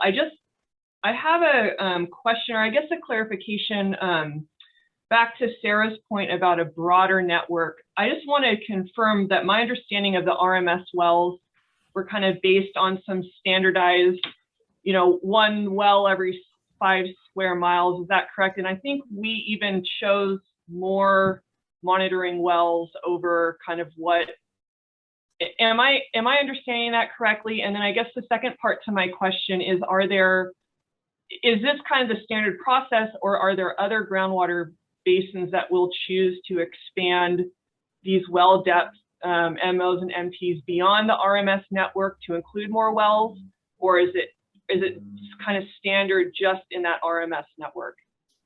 Yeah, no, I mean, it's totally a local sort of decision. Okay. I mean, if you kind of look at the sort of the way that the rules are set out in the guidance, it's all guidance through DWR. I mean, in some cases, you can have, 2 wells every 5 square miles. Sometimes folks have one well every 100 square miles. So it's really just a local sort of perspective and local decision.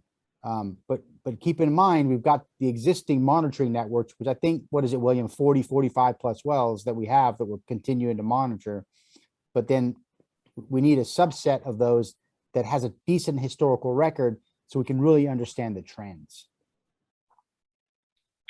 And sorry, just to expand on that, would it make sense to do this kind of MOMT based on well depth percentiles on wells that we have that historical trend versus ones that we maybe only have a few data points for?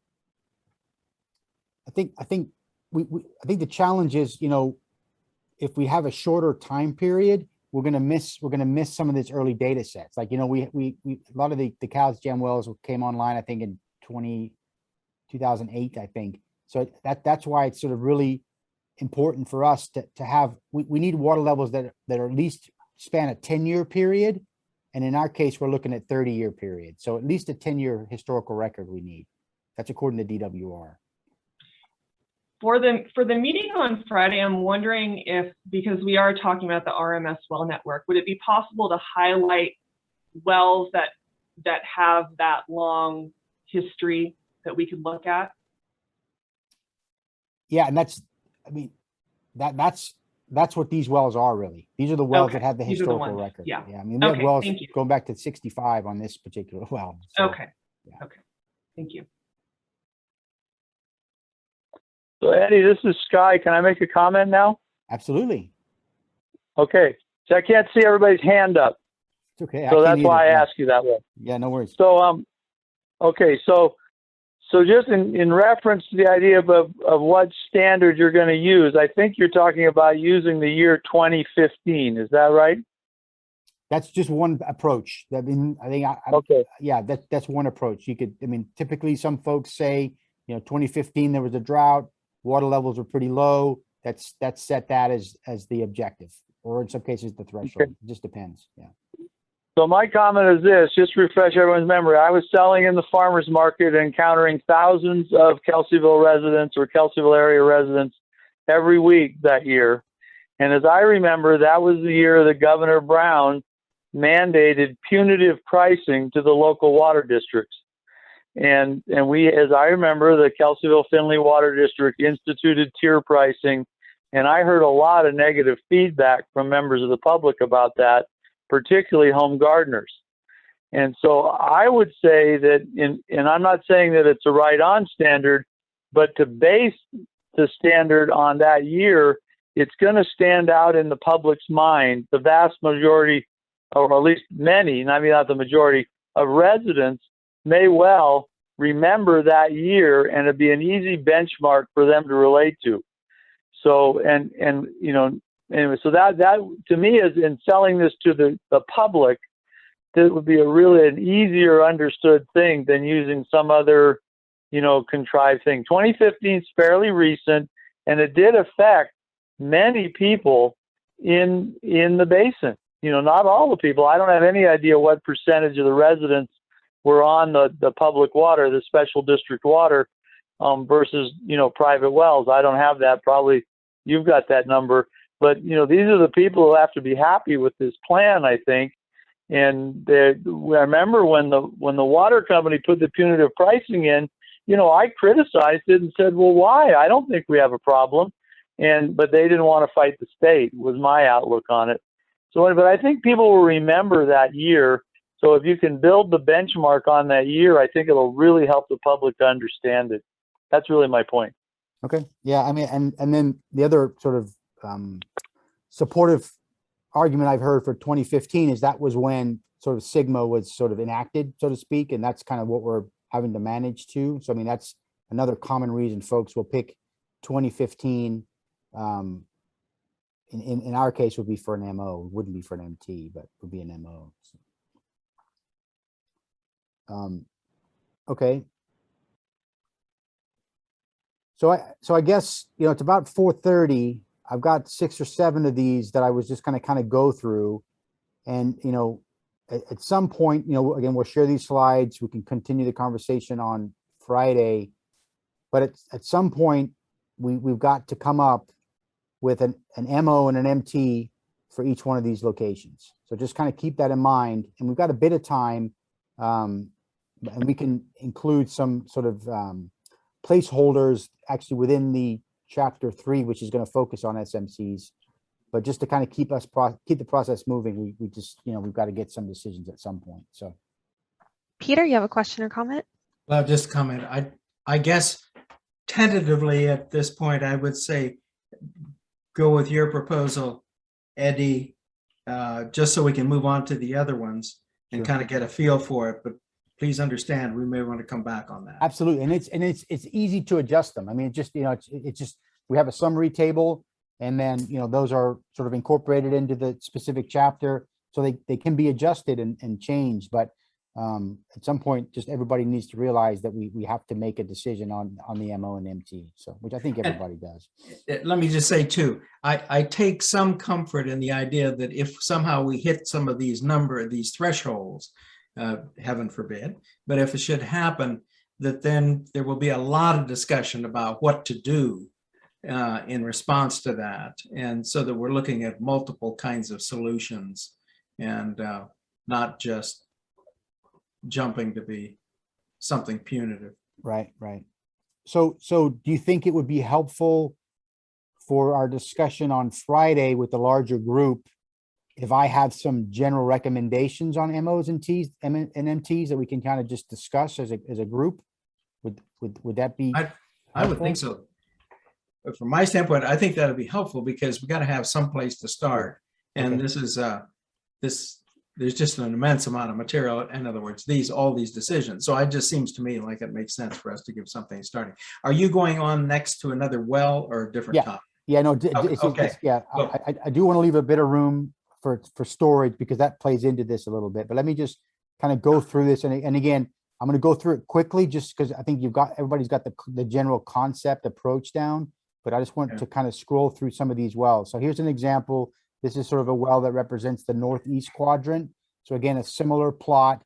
You can see water levels are kind of bouncing around, 20 feet seasonally.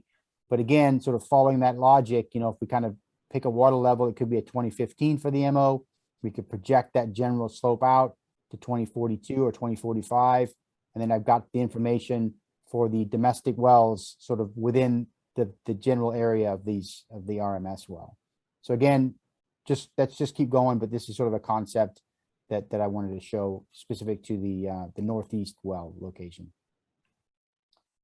And then I'm going to go over to the northwest. And again, similar information. You can see for the most part, water levels in this particular quadrant have been pretty stable, haven't changed much since, probably spring readings anyway, back to, I'm going to estimate that as about 1990. So again, water levels haven't changed much at this specific well since 1990. So again, I think an MO is pretty straightforward. Just the decisions need to be made on the MT. So is this a irrigation or domestic? This is a domestic well. Yeah. Are all of these we're looking at domestic wells? I thought we had some. Yeah, I think they are. I thought we had some ag wells, but I think these are mostly domestic. So, all right. I'm sorry if I could follow up on it, but just to get further clarification, all of the wells that are being used for the purpose of evaluating for purposes of MO and MTs these are all domestic wells? Where do the ag wells come in? I need to double check that because I know I wasn't involved with the RMS well development, but let me double check that. So I'm not sure. Eddie, and this is William. I'm not sure if that one's actually a domestic either. I just went and inspected that one for Evan Davis, and he was I don't know if they're labeled necessarily correctly. That one I think was an old ag one that's no longer the pump's no longer functioning on it. Okay. So I don't know if they're all correctly labeled as domestic or agricultural yet. I'll get that answer, Peter, though. We'll definitely get that checked down. So.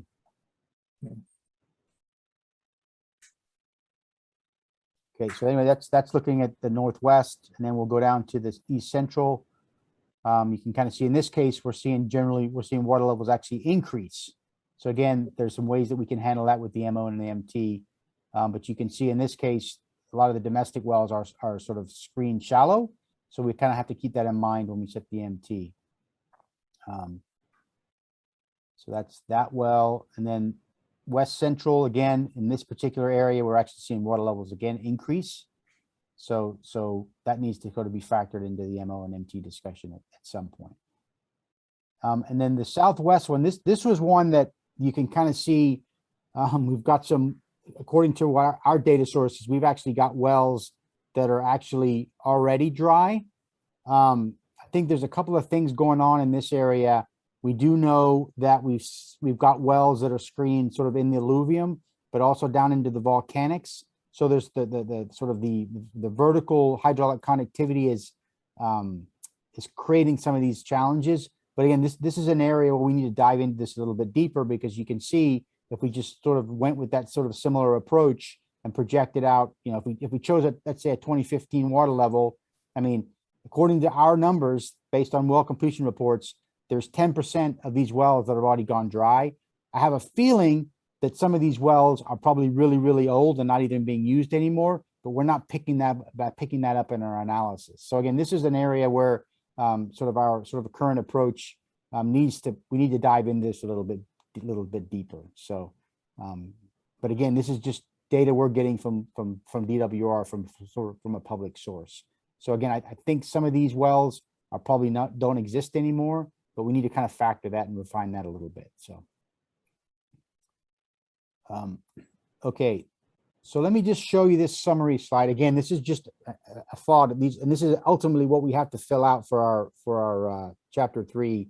So in this case, the sustainability indicator is chronic lowering of groundwater levels, right? So the measurement is a groundwater elevation. It could be fall, it could be spring. You know, we can make some decisions at some point on that, or we can package up something and you all can provide comments on it. And then on the threshold, again, this is what we want to avoid.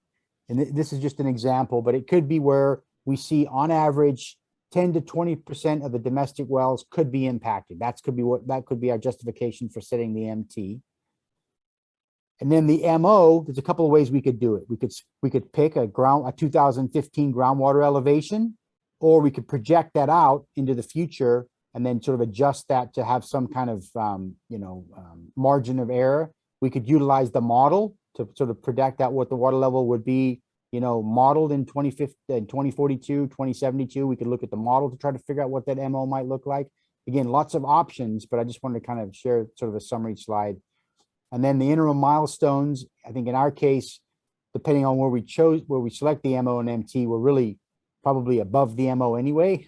So the interim milestones are a little easier to set when you're trying to either keep water levels stable or actually decreasing them a little bit versus trying to get water levels back up from an MT to the MO. That's where the interim milestones are required. And again, we have to provide updates annually to DWR on those interim milestones.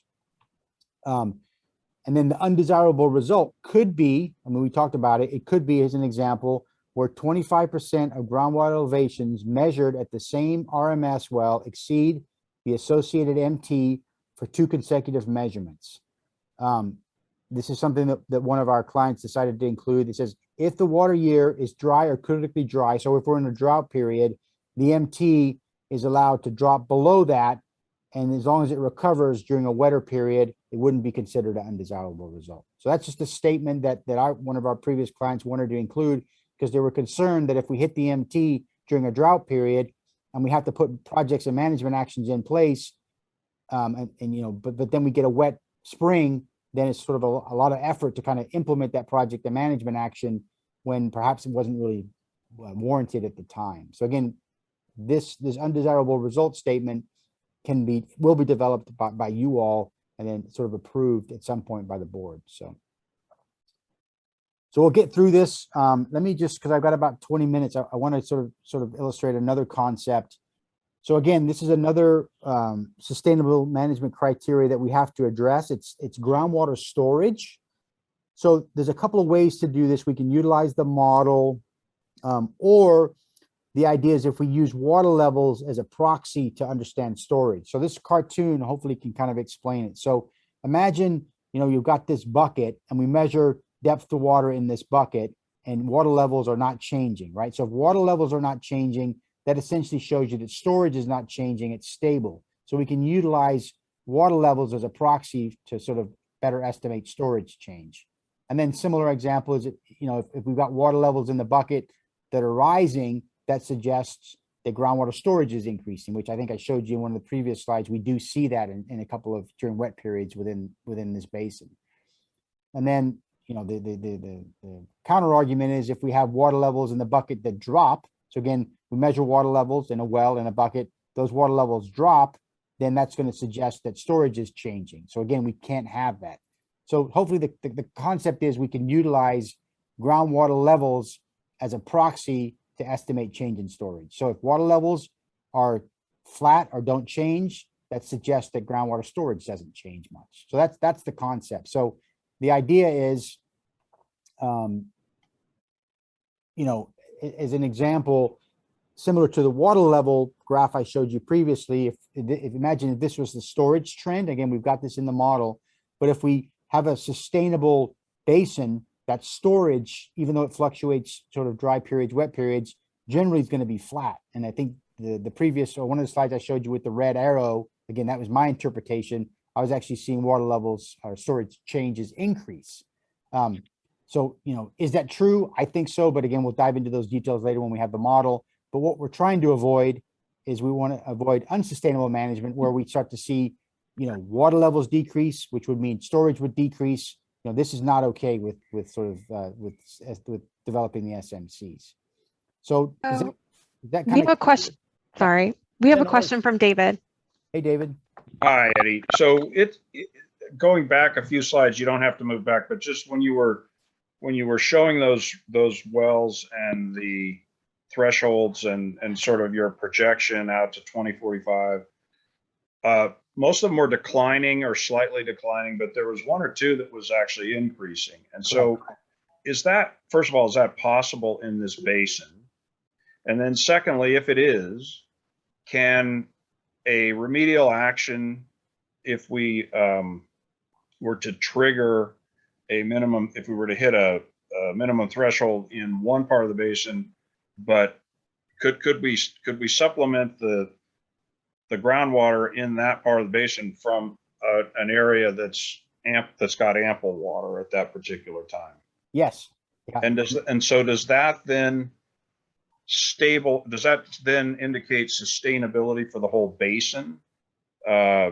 Because you're compensating from, the bucket that's fuller in putting it into the bucket that's less full or declining. It does, as long as the water levels, the change in storage, water chemistry, subsidence aren't impacted. So yeah, I mean, that's part of it, right? I mean, we've got the larger basin, but if water needs to be moved around or we need to recharge, one part of the basin, that's all part of management, sustainable management. So that's part of it. So yeah. So even though we're going to be setting thresholds and objectives for each individual monitoring well, we still have to look at the whole basin at the same, across the whole basin when trying to determine if we have a problem or not.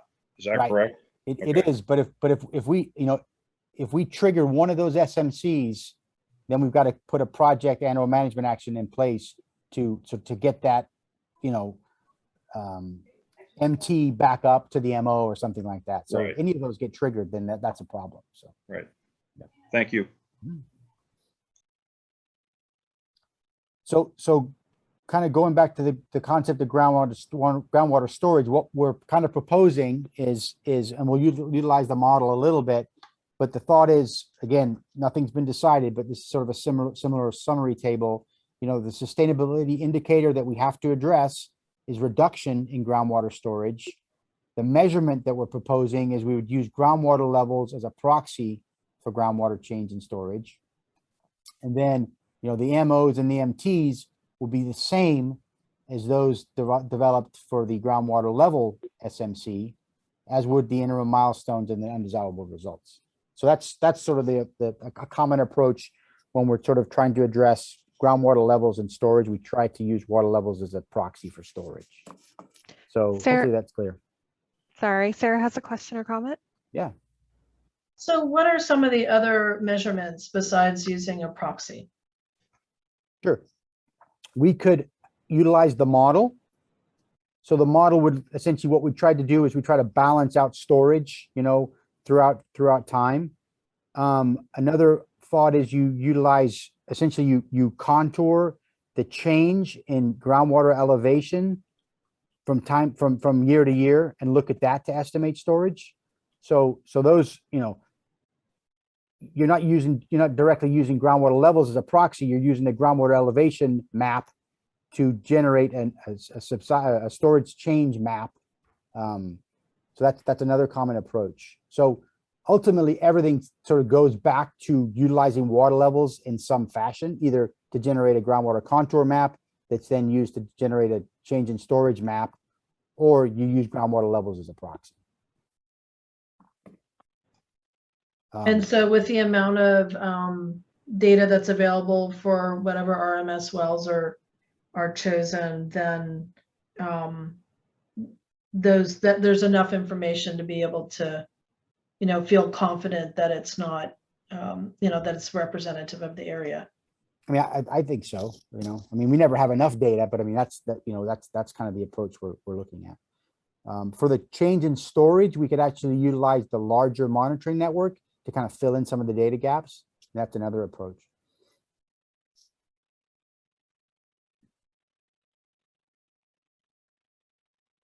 Could you explain that a little bit? Sure. So when we generate groundwater elevation contour maps, we don't want to utilize just the RMS wells to generate the contour maps, because essentially we've got 6 or 7 RMS wells. When we generate the groundwater contour maps, we'd utilize all of the monitoring wells. And so that would sort of give us a better, more refined picture of the groundwater elevation, which we have to create anyway as part of the reporting. So then we would just subtract sort of a 2018 groundwater elevation map from a 2020 groundwater elevation map, look at the difference, and we could calculate the storage change off of that. That makes sense? Yeah, I think so. Thank you. I think also there's some best management practices that DWR sort of developed. If folks want, there's more than enough details in those BMPs that, I would encourage folks to kind of, if you've got the time, I know it's a lot of, we do appreciate your time here, but it might be helpful to kind of look through some of those BMPs to get some of the general concepts sort of refined. So, or sort of help you might further understand them. So I think that's kind of all I have. we got about 10 minutes, I think. So I know, Peter, you were really helpful on the groundwater water quality and subsidence sort of presentation prep for the GSPAC. We don't want to overwhelm that group, but at the same time, these are really important concepts. So, sort of looking for some feedback on how to, we spent, almost 2 hours today, which is fine, with a small group talking about water levels and change in storage. How do we spend an hour to talk about, water levels, change in storage, groundwater quality, subsidence, plus all the other sort of miscellaneous items that we need to cover on Friday with the GSPAC. So, again, looking to you all to maybe give me some direction on how to kind of continue the conversation, but also kind of, utilizing this hour window that we have on Friday. So my thought is I could provide a very high overview of the various SMCs, provide perhaps a couple of example hydrographs to the group, and then maybe let the group know that we're kind of, moving ahead with the development of the Chapter 3 SMC and monitoring network section. But there'll be opportunity to provide additional comments, probably late September. It sounds like, perhaps trying to get a larger group to perhaps agree on individual MOs and MTs sort of in this forum, maybe it's not the best way to do it. So I guess looking for some guidance, recommendations, better ideas would be, I'd appreciate that. So. Come on, I know you guys got opinions. Sarah? I have opinions, lots of them. That's great. No, we love them. Yeah. Right. So I mean, I still would like to see additional a table or something that has the numbers that you've run thus far for the wells. So the well depth percentiles, and how you came to the conclusion of these wells being the chosen wells. I mean, I just think it'd be helpful to see that, and it might help, for a group that hasn't had to dig into this, like, we've gotten to experience the last couple meetings. They'd just be able to see it in black and white and go, okay, I see why you chose this one. Okay. Will you be able to do you already have some more well depth percentiles for other wells? We don't, but it's really easy to do because we've got a database now that has all this information. I don't know if I can pull it together by Friday, but I think what might come out of the meeting on Friday is, we develop some kind of memo that maybe provides additional information that folks could kind of chew on, and spend a bit of time looking at it. Because again, I realize it's really unfair to kind of put all this information on you today and say, hey, let's make a decision on MOs and MTs. So I think there's something we could do in combination with our actual chapter, because that monitoring well network will dive into some of those details as well. So I think there's some documents that we can get you. It's probably not going to happen this week. So yeah, as long as we can look at that before final decisions are made. I think we can. I mean, no, we can. So I think what we have to do at some point, and it might happen after we get Chapter 3 out for folks to review, is, it's always a good idea to take the recommendations, MOs, MTs, undesirable results, take that to the board to get their approval.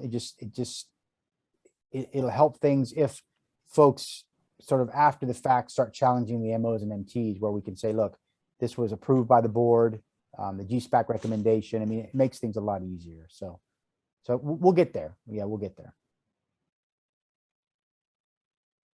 Okay, thank you. Mm-hmm. Peter? I guess for Friday's presentation, it seems to me this is what we've dealt with today is the most important topic that we've been dealing with in this series. I see little value in spending any time on subsidence since there isn't any.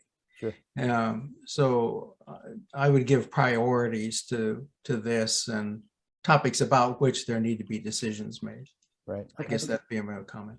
Yeah, I agree. And I also think, we've done this in several basins, and it seems like water levels and surface water depletion, getting stakeholders into a room in person with maps and those kind of things seems to work a little better than this sort of remote sort of approach. So maybe at some point, perhaps in September, we can get depending on what things are with COVID, it might make sense to have a little FaceTime, especially on this topic, because my experience has been a little easier to get folks in a room with maps spread out, those kind of things, which is a little difficult in this forum, so.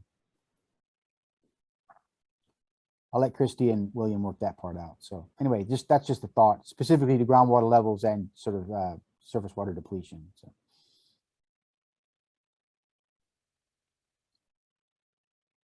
Okay, we got about 5 minutes. Anything else, Ibrahim? Any thoughts? You want to share with the group, or does anybody else have anything? Otherwise, we can kind of end it early, and we'll connect on Friday to kind of continue the conversation, and we'll see what your peers sort of have to provide additional info on. So, Peter, you still have So your Eddie, raised. this is Sky. I'm sorry. I was going to say, Peter, you have your hand up. I just wanted to confirm if you have any additional questions or comments. Okay. Sky? Yeah, Eddie, so, I'm not seeing your visuals, but are those things showing the most recent measurements at those wells? Like the most recent, I think we're doing monthly measurements now. Are you showing the current conditions or the most recent measurements? I think we're showing water levels through 20. We've got them in 2020. So yes.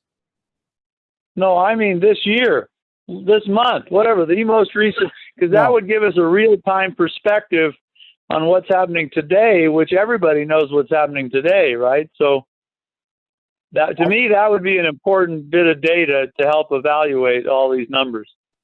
Yeah, I don't know if I can get them added by that time, but if folks think that's important, then we can definitely do that. But keep in mind, like today is not a good representation of the average because water levels are so low, right? But we can incorporate that. I think I have it in. I actually might have 2021 here. No, it's through 2020, so I don't have 2021. I can. Well, I think William's got those numbers. Isn't he the one measuring them? Yeah, no, we have the data. Sorry, we haven't plotted. We haven't updated this particular plot. Well, would the other members find that valuable? Yes. Great. Yeah. Let me see if I can get. I don't know if I can get it added by Friday, but let me see what I can do. Well, soon, yeah. I mean, we're trying to remember. I mean, I'm trying to remember 2015, but I can remember today pretty easy. Yeah. Right. Yeah. Okay. Thank you. All right. Let me see if I can get that done by Friday.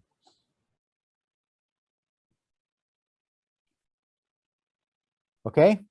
I think, William, we're going to wrap this up. You okay with that?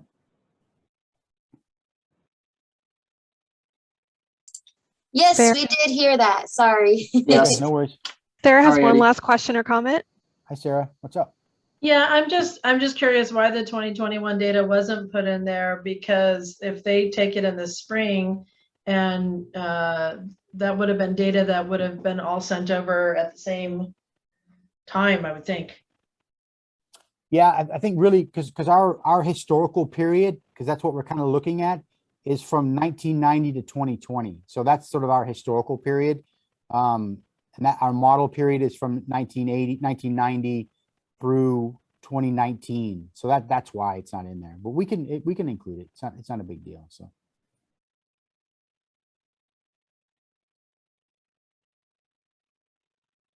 So I'll add that.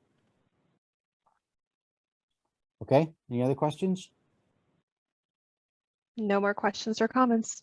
All right, let me see if I can get this pulled around by Friday. Okay, thanks everyone. We really do appreciate your feedback, comments, and we're, I know there's some tough decisions ahead, but we want to make sure that we're utilizing, whatever you ask, we'll try to bend over backwards to get that info so you guys can make some informed decisions. So I think with that, we're going to hit stop share, and I'm going to hit